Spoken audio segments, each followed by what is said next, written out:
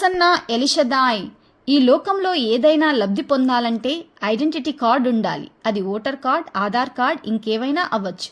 ఈ లోకంలో మన ప్రయాసంతా ఒక గుర్తింపు కోసం, ఒక స్టేటస్ కోసం. మరి మన గుర్తింపు తిరిగి జన్మించిన వారముగా మన ఐడెంటిటీ యేసు క్రీస్తు నామం.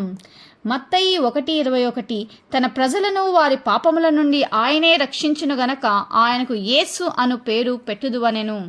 ఈ నామము పేరట మనము తండ్రిని చేరగలము, దేవుని పిల్లలముగా అధికారము గలదు. యోహాను 1:12 తన్ను ఎందరు అంగీకరించిరో వారందరికీ అనగా తన నామమునందు విశ్వాసముంచు వారికి దేవుని పిల్లలగుటకు ఆయన అధికారము అనుగ్రహించెను. ప్రతి మోకాలు యేసులో వంగుట, ప్రతి నాలుక యేసు ప్రభు అని ఒప్పుకొనుట. దేవుడు అన్ని నామములకు పైనామముగా యేసును అనుగ్రహించాడు. ఫిలిప్పు 2:10 ప్రకారము ప్రతి వాని మోకాలును యేసు నామమున వంగునట్లు ప్రతి వాని నాలుకయు తండ్రి అయిన దేవుని మహిమార్థమై యేసు క్రీస్తు ప్రభు అని ఒప్పుకొనున్నట్లుగా దేవుడు ఆయనను అధికముగా హెచ్చించి ప్రతి నామముకు పైనామముగా ఆయనకు అనుగ్రహించును. యేసు నామములో నీకు రక్షణ. అపోస్తల కార్యములు 4:12 ఈ నామముననే మనకు రక్షణ పొందవలనను గాని ఆకాశము క్రింద మనుషులలో ఇయ్యబడిన మరి ఏ నామమున రక్షణ పొందలేమనెను. యేసు నామములో పశ్చాత్తాపపడి పాపక్షమాపణ పొంది బాప్తీసము పొంది పరిశుద్ధాత్మ అను వరమును కలిగియుండుట. అపోస్తల కార్యములు 2:38 మీరు మారు మనసు పొంది పాపక్షమాపణ నిమిత్తము ప్రతివాడు యేసు క్రీస్తు నామమున బాప్తీసము పొందుడి, అప్పుడు మీరు పరిశుద్ధాత్మ అను వరము పొందుదురు. ఈ నామములో విశ్వాసముంచాలి.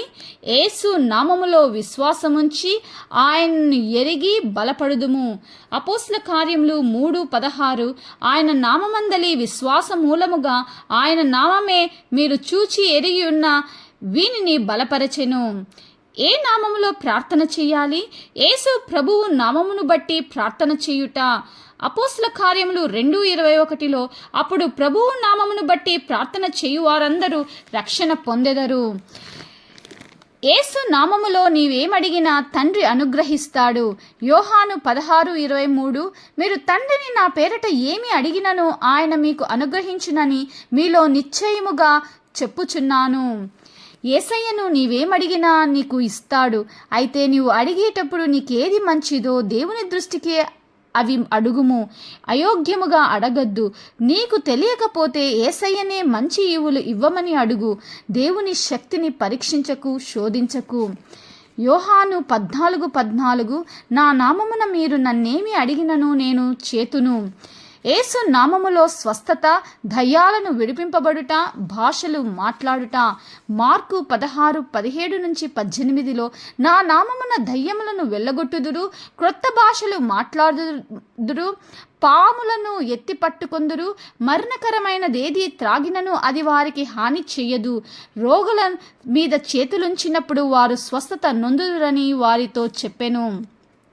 నీ మాట, నీ క్రియలు ఇతరులకు సహాయము. నీవు ఏం చేసినా యేసు నామములో చేయుము. కొలసి 3:17 మరియు మాట చేత గాని క్రియ చేత గాని మీరేమి చేసినను ప్రభువైన యేసు ద్వారా తండ్రి అయిన దేవునికి కృతజ్ఞతాస్తుతులు చెల్లించుచు సమస్తమును ఆయన పేరట చెయ్యుము. యేసు ప్రభువు పేరట తండ్రికి కృతజ్ఞతాస్తుతులు తెలపాలి. ఎన్నో మేలులు మన జీవితంలో చేశారు.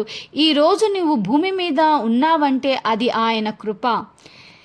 ఎఫెసీ 5:20 మన ప్రభు అయిన యేసు క్రీస్తు పేరట సమస్తమును గూర్చి తండ్రి అయిన దేవునికి ఎల్లప్పుడూ కృతజ్ఞతాస్తుతులు చెల్లించుచు. యేసు పేరట తండ్రిని స్తుతించుచు మరియు ఆశీర్వాదం పొందగలము. ఎఫెసీ 1:3 మన ప్రభు అయిన యేసు క్రీస్తు యొక్క తండ్రియగు దేవుడు స్తుతింపబడును గాక. ఆయన క్రీస్తునందు పరలోక విషయములలో ఆత్మ సంబంధమైన ప్రతి ఆశీర్వాదమును మనకు అనుగ్రహించెను. యేసు నామమును బట్టి ద్వేషింపబడుతారు కానీ సహించాలి, అప్పుడు రెండవ మరణమునకు చేరక రక్షింపబడతావు. మత్తయి 10:22 మీరు నా నామము నిమిత్తము అందరి చేత ద్వేషింపబడుదురు, అంతము వరకు సహించిన వాడు రక్షింపబడును. ప్రకటన 19:16 యేసునికి ఒక పేరు వ్రాయబడి ఉంది, రాజులకు రాజు, ప్రభులకు ప్రభువు. 1 తిమోతి 2:5 దేవుడు ఒక్కడే, దేవునికి నరులకును మధ్యవర్తి ఒక్కడే, ఆయన క్రీస్తు యేసు నరుడు. ఈ నామమున మనకు, మనపై, మనలో ఉండాలి. ఇదే మన ఐడెంటిటీ. నిత్యరాజ్యమునకు చేరుటకు యేసు నామము ఒక్కటే మార్గం. ఈ మార్గం మీకు కావాలా? అయితే యేసు నామములో చేర్చబడుము. యేసు నామములో మీకు ఆశీర్వాదం కలుగునుగాక. ఆమేన్.